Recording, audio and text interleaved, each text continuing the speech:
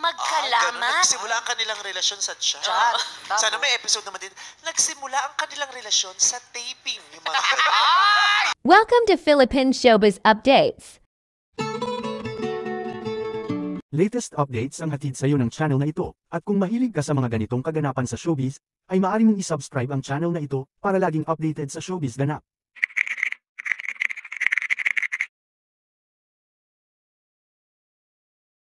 Kim Chiu, may namumuo na bang pag-ibig sa pagitan nila ni Paolo?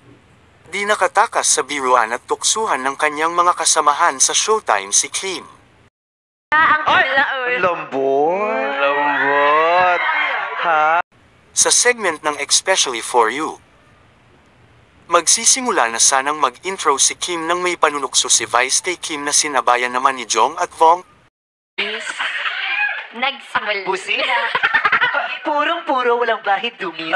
Kapansin-pansin din ang pag-iwas ni Kim at kinuha ang pagkakataon na mag-promote ng kanilang What's Wrong with Secretary Kim at Lahat ng mga nanood ng What's Wrong with Secretary Kim. Monday to Wednesday, new episodes. Pumilit naman si Vong na batiin ni Kim Chiu si Paolo. Dito rin nabalikan ni Vong ang production ni na Kim at Paolo na highlight ang sweetness nila dito. Pati mo nanonood siya, di ba? Sino? Yung kasama mo dun sa... Hello sa lahat na. Bakit? Di ba sa production number nyo, dalawa na yung mic, ginawa mo isa lang?